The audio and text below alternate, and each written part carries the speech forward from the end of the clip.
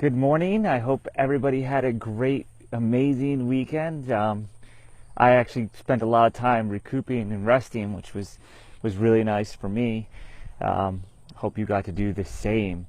And before we really get rolling today, I want to give a big thank you, a big shout out of gratitude. I met so many people this past weekend that watch these videos and got a lot of phone calls, a couple text messages and comments, and with gratitude. And I just want to send my thank yous back to you. It really keeps me going, and it gets it, in those mornings that aren't so easy.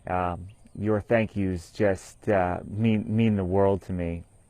And yeah, so thank you for being so gracious and acknowledging. And it just really just means the world to me. Also, I'm going to be doing a webinar that's going to be an hour long, and it's going to be a group setting where everybody can contribute and ask their questions. There's sign-up links at the top of this post, this video, so feel free to sign up, and please share this, pass it along to people, tag anybody that you think might be a benefit.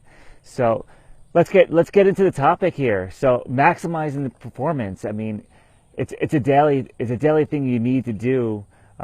Is getting yourself charged up, for lack of a better term, to get rolling each day. Some days we wake up out of bed and we're ready to go, and other days it's a little bit more work. But it's really interesting how our performance is completely affected by several other things, and we wouldn't normally think about it. We just look at our end result and be like, oh, I'm not where I need to be.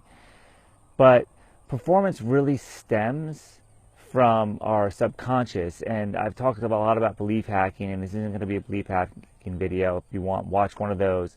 But the next stage beyond our subconscious, where we can really make a change, it's really simple. So it is actually our physiology. So actually what happens is our subconscious is programmed based on our previous experiences, very strong impressionable experiences, or our very first few times experiencing something.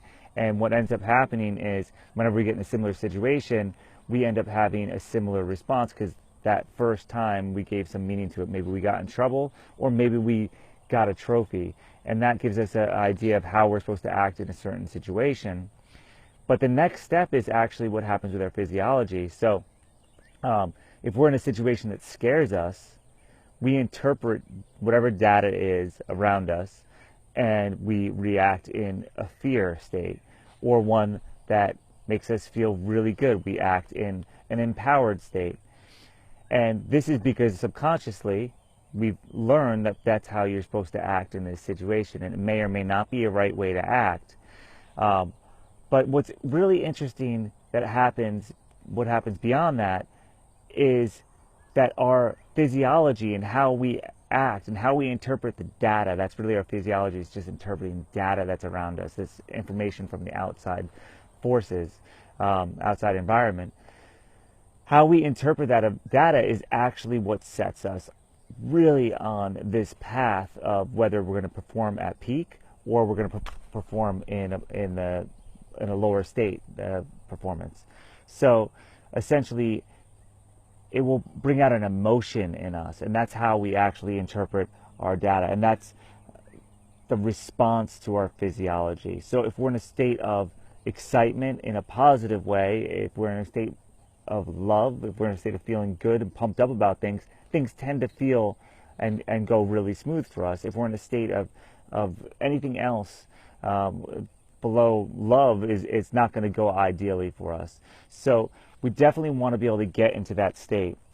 So what ends up happening is we have this physiology, what's going on out here. We get into an emotion, and then we feel something. A lot of us actually skip this step, and feeling is actually being aware of the emotion that we're having right now, awareness of the energy, because emotion is really energy leaving your body. So then our feeling brings out our thoughts. It makes it so how we actually think. And I have a diagram for you guys for this. It's just, maybe I can actually do this for you while I explain it. So here's what happens. We have our subconscious beliefs bringing out our physiology, and that's how we're actually reacting physically to this, what hormones are being released. Then we have actually, that translates into what our emotion is, and then we actually have a feeling, how we're actually feeling about this. That feeling results in how we actually think about things, and then how we're thinking about it results in how we behave, and then next, what our performance is. So the key is to catching this before anything starts on a major path here. And that's why I talk about this belief hacking so much, because that's the best way to clean up those subconscious beliefs, or one way you can do on the fly. So there's several other ways to do it, but changing your performance at the end, or changing your behavior if your thinking's off, is really difficult. We've all tried to do it. Changing a feeling that we're having just out of nowhere is difficult. So if you start up higher, it's much easier. So with your physiology, you can actually change your physiology at any point.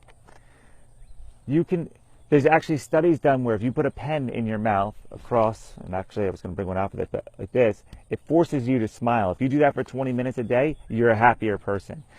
It's amazing. So if you can practice, if you're driving your car when you're listening to this, I hope you're not watching it. If you're driving, if you're in a place where you can just practice smiling, give me a big cheese right now, and just hold that smile for as long as you possibly can. 3 minutes is all they say it takes to change your actual state and how you're feeling. So if you can change your physiology, and you can do that by doing jumping jacks or squats or anything to elevate your heart rate, which will then release several hormones, endorphins, that will allow you to feel actually better, you're going to actually change the way you feel throughout the whole entire day. So change your physiology, and you actually will change the way you're feeling. And it is simple as making a big cheese. And if you can make that big smile, you will feel better. But you got to stick in there and push past that pain or whatever that frustration is that you woke up with or just experienced. Just smile. That's it. Your physiology will actually help boost your performance significantly. It's a really simple, it seems almost too simple to be true, too good to be true, but the reality is just change that physiology and it will help change your state, and you'll get into maximum performance on a daily basis. This is why it's so great to exercise first thing in the morning. It's great to listen to things that pump you up in the morning, because it gets you smiling, it gets you feeling good. And you want to change your state at these higher levels of your subconscious with belief hacking, your physiology by practicing smiling, doing exercise, your emotion by actually using concentrated efforts to change your emotions, remembering older states that you may have had, and think about how much you love your spouse or love your cat or whatever it may be. Those are two that I obviously use, and feel really good about things. And when you do that, your performance will improve so much, and it'll be effortlessly. It's much harder to change behaviors if you're not feeling good. So go back to the feeling, get feeling good, and then you make great decisions. All right, that's it for this morning. Have a great day. I really welcome any feedback, and shoot me comments and share this. I appreciate it. Have a wonderful day. We'll see you tomorrow morning.